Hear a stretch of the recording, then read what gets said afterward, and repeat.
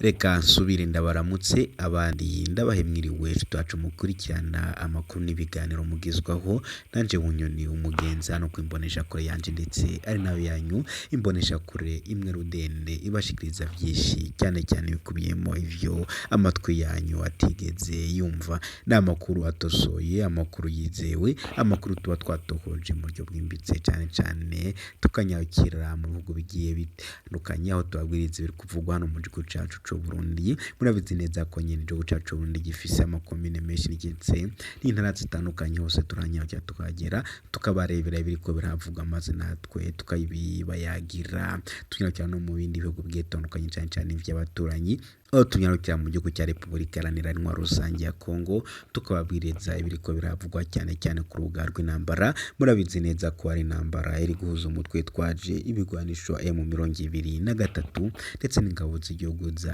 FARDC ikaba ari intambara igiye kumara imyaka hafi 3 ariko ya ntambara ikaba itaroshika ku musozo turahanyurukira bose tukabwiza ibiriko biravugwa tubabwiriza uburyo abantu bariko barapfa ndetse n'abandi bariko baraho tubabwiriza biri kuvuga mu gihugu cy'u Rwanda mu mvo za politike tukabwiriza muri Uganda muri ari by'ubutegetsi ndetse no mu mvo n'imvano muri Kenya tukabwiriza biri kuvugwa mu mpunzi na hunzano mu gihugu cya Tanzania tubabwiriza biri kuvugwa muri Afrika muri rusange tukabwiriza n'ibiko biravugwa mu guvyo makungu ya kure na cyane cyane mu guvyo biyaga binini reka ndakengurukira wajeje gufyonda sabone umuntu utazi ko jambo kumutuka ndetse usabone ugafyonda ko ari nako mukomeza kudusangiza n'ibitekerezo kuko mwese mumanuka hasi mu bitekerezo mukandika muri komete mwese aho muherereye ndabakengurukiye cyane ntibagiwe namwe mwibutse kugenda hirya gatoya mugakanda nyine kuri kakazugira kugira ngo mujye murabasha kuronka amakuru yacu ku gihe mwese bibanye naho mutwumviriza muherereye ndabakengurukiye cyane reka mpere ko nyene ndasabe nawe utereza gufyonda sabone ko muri kazi kwa jambo kumutukanitsa sabone ugafyonda ko ndetse gufyonda sabone nawe ukaba kudusangiza n'ibitekerezo ariko ukomeza kandi kuba natwe mu nkuru zacu tugushikiriza ukanda kukazogera kari hirya kugira ngo amakuru yacu yose tuzajya dushiraho ujyaje ubasha kurayongera umunota kuwundi nibyo kumukomeza nyene muyikande kandi natwe turabakengurukiye ndetse kandi tuzajya dukora tubashikiriza amakuru yizewe kandi akomeye cyane mu kigo nkuru ndibuze kwibandaho ndagaruka cyane ku mubanire w'igihugu cy'u Burundi na Repubulika Iharanira Intwaro Rusange ya Kongo nkubwiritse ko ari amakuru adushikiye aka kanya amakuru ameze neza amakuru yizewe amakuru meza cyane kaba ari inkuru ivuga ko umupaka waruhuza igihugu cy'u Rwanda n'igihugu c'u Burundi yoba umaze kugurugwa imipaka yose rikaba yari yarafunzwe na General Evariste Ndayishimiye nyine cubahiro akaba yari yayifunze ku matati yagirizaga avuga ko nyene igihugu c'u Burundi caba gifitanye n'igihugu c'u Rwanda akavuga ko nyene igihugu c'u Rwanda cyoba gishigikira umutwe ushaka gusenya no guhirika ubutegetsi mu gihugu c'u Burundi wa Reditabara ndetse ikaba yaragirizaga igihugu c'u Rwanda kugaba ibitero bimwe na bimwe vyabira mu gihugu cy'u Burundi kuba ari guruvyikishe inyuma na cyane dore ko nyene Evariste Ndayishimiye yaramaze kwiyunga na Repubulika Iharanira Intwaro Rusange ya Kongo maze nyene murabiziza ko hari umutwe twaje ibigwanisho wa M23 uri kugwana muri Repubulika Iharanira Intwaro Rusange ya Kongo maze Evariste Ndayishimiye akavuga ko nyene n'igihugu cy'u Rwanda cyoba gifasha umutwe wa M23 ibintu Tshisekedi uyobora Repubulika Iharanira Intwaro Rusange ya Kongo ahora yagiriza igihugu cy'u Rwanda ngakora nyina ko amakuru yaje kudushikira kuvuga kuyoba ari amakuru meza amakuru ashimishije amakuru ku banyarwanda bose mu rusange ndetse no ku barundi muri rusange bahahirana bikabiri ko biravugwa yuko nyene umupaka w'igihugu cy'u Rwanda woba umaze kugurugwa inyuma y'amezi make ya nyene umaze kugagwa kicandaza kwigaruka mu makuru arambuye ndetse nanakawugarukira kutyatumye imipaka ifungwa mu gihugu cy'u Rwanda ndetse n'u Burundi. Imvo n'imvano nyabukuru n'icyabiteye, aho ndakugarukira no ku speech atandukanye yagiye avugwa na bamwe mu bakurikiranaga hafi ifungwa ry'iyi mipaka. Ndabizi ko ashobora kuba ari mu gitondo saa cyangwa se nimugoroba, ariko nacato mudafata iminota yotarenze 10 cyangwa 15 gusa kumvire byinshi amatwi yawe atigeze yumva. Amakuru arambuye ni mukanya gato cyane kuri mikoro nje uba ariko urumviriza ndi Bunyoni Umugenzi. Muhawe kaze.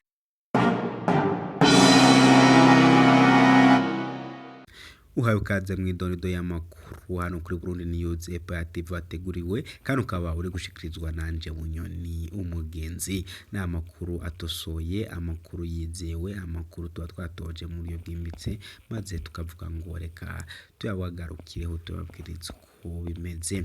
Twabategurira rero ikegeranyo kiri kuvuga uburyo Burundi bwafunze imipaka ubuhuza n'igihugu cy'u Rwanda. None hakaba ari amakuru meza ahejeje kudushikira kuvuga ko imipaka y'u Rwanda n'u Burundi yoba kakanya imaze gufungurwa kuva ku itariki ya 11 Mutarama 2024 hari kuwa kane. Leta y'u Burundi yafashe umwanzuro wo gufunga imipaka yose ihuza iki gihugu n'u Rwanda. Ibi vyabaye nyuma yuko harashize iminsi mike ubwo yagiranaga ikiganiro itangazamakuru Perezida w'u Burundi nyine cubahiro Evariste Ndayishimiye yashinje u Rwanda avuga ko rucumbikiye abarwanya ubutegetsi bwiwe. Aya makuru kandi yatangajwe n'ikinyamakuru cyo mu Burundi cyitwa Magazine Imbere mu butumwa yashyize ku rubuga rwacyo rwa X, bavuga ko umupaka w'Akanyaru uhuza u Rwanda n'u Burundi nta muntu wari wemerewe kwambuka hari kuva ku isaha za 13:30 z'amanywa kuwa kane. Perezida Evariste Ndayishimiye mu ijambo risoza umwaka wa 2023 yagejeje ku Burundi ndetse n'ikiganiro yagiranye n'abanyamakuru tariki ya 29 Ukuboza 2023 ubwo yari mu ntara ya Cankuzo, nibwo yaciye amarenga ko yoba ateganya gufunga imipaka ubwo yashinjaga u Rwanda gushyigikira umutwe twaje intwaro wa Redi Tabara. Perezida Evariste Ndayishimiye icyo gihe yatangaje ko u Rwanda rucumbikiye rugaburira ndetse rugaha intwaro n'imyitozo umutwe twaje intwaro wa Redi Tabara wagabye igitero mu gace ka Gatumba. Ndayishimiye yasobanuye ko abagize Redi Tabara barimo abahungiye mu Rwanda nyuma yo kugerageza guhirika ubutegetsi bwa Pierre Nkurunziza no gutwika ibikorwa remezo mu ntara ya Bujumbura mu 2015 kandi ko rwanze kubohereza ngo bakurikiranwe n'ubutabera. Perezida Ndayishimiye haraho yagize ati ku bwacu naco tutari twakoze ngo turebe ko umwuka mubi hagati yacu n'igihugu cy'u Rwanda, hagati y'u Burundi n'u Rwanda wahagarara, ndetse n'amahanga yaradushimiye cyane ubwo twafataga icyemezo cyo gufungura imipaka hagati y'u Burundi n'u Rwanda ngo abene gihugu b'impande zombi bongereye kugenderana. Nyuma y'ayo magambo y'umukuru w'igihugu cy'u Burundi, leta y'u Rwanda yamaganiye kure itangazo ko naho ihuriye mu buryo runaka n'umutwe w'abarwanyi b'abo Barundi uwo ari wo wose. Itangazo ryasohowe n'umuvugizi wa guverinoma y'u Rwanda Yolande Makoro mu Ukuboza mu 2023 rivuga ko uwo mutwe u Burundi bushinja ko ushyigikiwe n'u Rwanda ukorera muri Burasirazuba bwa Repubulika Iharanira Intwaro Rusangi ya Kongo. Umuvugizi wa guverinoma y'u Rwanda yibukije ko mu rwego rw'ubufatanye bw'ibihugu byombi leta y'u Rwanda yari iherutse gushyikiriza u Burundi abanywanyi b'Abarundi bari bambutse umupaka bakaza mu Rwanda binyuranije n'amategeko. Yolande Makoro yavuze ko icyo gikorwa cyahagarariwe n'urwego rw'akarere k'ibiyaga binini rushinzwe ubugenzuzi bw'imipaka rwitwa Expanded Joint Verification Mechanism. Muri iryo tangazo leta y'u Rwanda yasavye iyo Burundi kunyuza ibibazo mu nzira za diplomasi aho bishobora gukemurirwa mu buryo bwa gishuti.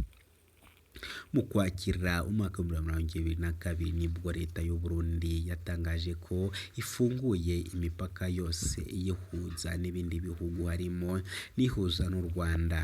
Yari imaze igihe ifunze nyuma y'agatotsi kaje mu mubano w'ibihugu vyombi guhera mu 2015. Ifungurwa ry'imipaka ihuza u Rwanda n'u Burundi ryakiriwe neza icyo gihe n'abaturage b'ibihugu vyombi, dore ko yari yarahagaritse ibihangane hagati y'impande zombi bishyira mu gihombo benshi mu bacuruzi bakoreraga ibikorwa vyayo muri ivyo bihugu. Leta y'u Burundi kongera gufunga imipaka ihuza n'u Rwanda bisobanura ko umwuka mubi wongeye gututumba hagati y'ibihugu vyombi. Icyo gihe nyine umwuka wari utanguye. U Rwanda se rwo rwaba rwarabivuzeho iki? Guverinoma y'u Rwanda nayo yahise itangaza ko yababajwe no kumenya icyemezo cya leta y'u Burundi cyo kongera gufunga imipaka yose ihuza ibihugu. Mu itangazo guverinoma y'u Burundi yashyize hanze hari kuwa kane tariki ya 11 Mutarama 2024 yavuze ko icyo cyemezo cya leta y'u Burundi yakimenye binyuze mu itangazamakuru. Itangazo rigira riti: Guverinoma y'u Rwanda binyuze mu itangazamakuru yemeye ivy'umwanzuro wafashwe n'uruhande rw'umwe muri guverinoma y'u Burundi ukongera gufunga imipaka ihuza u Rwanda n'u Burundi. U Rwanda rwatangaje ko icyo cyemezo kibabaje kandi kidakwiriye u Rwanda rwatangaje ko icyo cyemezo kibabaje kandi kidakwiriye kuko kizagira ingaruka zo kugabanuka k'urujya n'uruza rw'abantu n'ibicuruzwa ndetse kikaba gihabanye n'amahame y'imikoranire y'umuryango wa Afurika y'Iburasirazuba.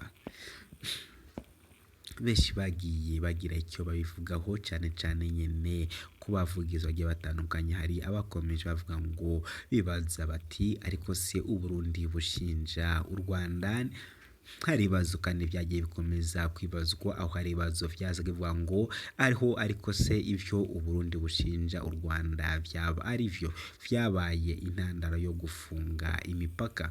Namwe nyine mugende mudusubiza muri komenti. Hari n'abandi kandi bavuze ko u Rwanda rufite indangagaciro ziruranga, ntabwo harimo ubushotoranyi, tuzi iyo twavuye ndetse tuzi n'iyo tuja. Ntabwo u Rwanda ari indiri y'inkomazi z'ikibi. U Burundi nk'igihugu cy'abaturanyi n'igisirikare ahandi aho uwo mutwe ukorera uturuka, ariko u Rwanda rwose ruhora rurengana mu mateka yaranze u Rwanda. Ntabwo harimo n'ubushotoranyi, tuzi iyo twavuye kandi tuzi n'aho tuja. Ntabwo twashyigikira imirimo y'urugomo u Burundi bushakire ahandi aho uwo mutwe utera uturuka. Ntabwo u Rwanda ari indiri y'inkozi z'ikibi, dufise indangagaciro zituranga. Ngayo nguko nyine, ibyo ni bimwe mu bitekerezo byagendaga birangwa ndetse binatangazwa na bamwe mu bakurikiraniraga hafi nyene ibigenda biri kuba. Ni byinshi cyane ndetse byabaye akaro cyane mu nyuma z'uko nyine iyo mipaka nyine ifunzwe. Hahise hashika andi makuru meza, amakuru akomeye cyane, amakuru ashimishije, arivuga ko Neva yoba yatangaje iyi nkuru nziza cyane yuko nyine yoba yuguruye imipaka ihuza n'igihugu cy'u Rwanda inyuma gatoya nyine y'ukwezi, hafi y'amezi angahe nyine ifunze iyi mipaka. Ibi ngibi bikaba bije kuba ari igisubizo ku banyarwanda baharana n'igihugu cy'u Burundi, ndetse bikaba ari n'igisubizo ku barundi bose baharana n'igihugu cy'u Rwanda, dore ko biriko biravuga ko none ibintu vyoba bigiye gutambuka neza. Rikaba ritangazo ryaturutse muri Ntare Rushatsi, rikaba rivuga ko nyine vyoba bibaye igisubizo. Ngaho nguko nyine murumva ko ari byiza cyane. Ikaba Neva akoze akantu gakomeye cyane. Imipaka iruguruwe, abaturage baragenderana. Wenda turebe ko hano iwacu mu Burundi ikibazo c'ibitoro, ikibazo c'ibiribwa, ikibazo c'ibintu bigiye bitandukanye, dore ko hano dufite ibibazo vy'icana n'iwacu Burundi turebe ko vyokemuka. Leta y'u Burundi nikore akantu rero, natwe turahabaye kugira ngo tujye tubasha kubashikiriza vyinshi bigenda bivugwa cane cane irya nino hano mu gihugu cacu c'u Burundi. Leta kuva yabakoze akantu kazima cane cane nyaka akantu ko kugurura imipaka kakaba kashimishije abenegihugu, ndetse bakaba ariko baravuga ngo bari boramuraka, ariko bikaba biri kugaragara ko bagiye kongera nyene kwiyunga. Nk'uko rero nyine ibiri bikaba biri kugenda bishimisha gake gake, reka tureke ikibazo hano iwacu vyokemuka mu buryo nyine bumwe cangwa ubundi. Namwe rero muhweme kandi mukomeze mubane natwe iteka n'iteka, natwe turajya dukomeza tubashikirize cyane cyane amakuru yacu. Turaza kugaruka Repubulika Iharanira Rusange ya Kongo, naho tubabwiriza ibiri ko birahavugwa, ndetse naho tugaruke ku mibano y'igihugu cya Repubulika Iharanira Rusange ya Kongo n'igihugu c'u Rwanda ndetse n'u Burundi. Tubabwirize ese vyatangiye gute, ese bizaherera he, ese amaherezo n'ayahe. Muramenyereye ko nyene intego yacu ari kubashikiriza vyinshi cyane cyane bikuye mu ivyo amatwi yanyu atigeze yumva. Ni byinshi cyane rero, kandi namwe mukomeze bane natwe uko bikwiye. Ndabakunda cuma kagira Imana n'amahera. Amakuru yacu nakagaruka kuri mikoro cuma muri ko muri zandi bunyo n'umugenzi. Ciao ciao.